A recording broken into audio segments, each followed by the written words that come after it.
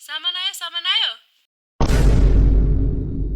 सामान आएको छैन हो तपाईहरू धेरैजनाले सामान कहिले आउँछ के छ अपडेट अरूले सामान लिएर आइदिरहेको छ भन्नु भइरहेको थियो आज सबै प्रश्नको उत्तर दिनेछौँ हामी रसुवा बोर्डरमा पुग्यौं रसुवा बोर्डरको पुल दशैं अगाडि खुल्नुपर्ने ब्रिज भाङ्गिएको कारणले गर्दा अहिलेसम्म खुलेको छैन र अझै 1-2 महिना लाग्ने कुरा छ हामी तातोपानी पनि पुग्यौं कोदारी भन्ने ठाउँमा डोजरले ढकेलेर ओहोरदोहोर गरिरहेको छ कन्टेनरहरू त्यही पनि लिमिटेड आइटमको कन्टेनरहरू मात्र हामी अहिले मुस्ताङ कोरोला नाकामा छौं रसुवा बोर्डरको पुल अस्ति बाढीले गर्दा बगाएपछि धेरै सामानहरू अड्किरहेको छ कस्मेटिक ब्याट्री लिक्विड ब्रान्डेड यस्ता सामानहरू चाहिँ एक्सपोर्ट गर्न दिन्न दिए तापनि प्रपर डकुमेन्ट खोज्छ र प्रपर डकुमेन्ट सप्लायरले दिन सक्दैन त्यसैले तातोपानी कोरोला नाकाबाट यस्ता सामानहरू लिएर आउन नमिल्ने भएको कारणले हामी रसुवा नाका नै कुरिरहेको थियौं अब अझै 1-2 महिना बेसी लाग्छ खुल्न सुनेपछि हामी सबै सामानहरू कोरोला नाकाबाट शिफ्ट गर्यौं र हामीले प्रत्येक सामानको डकुमेन्ट मिलाएर सामान लिएर आइदिँदैछौँ त्यसैले मार्केटमा सामान आइरहेको छ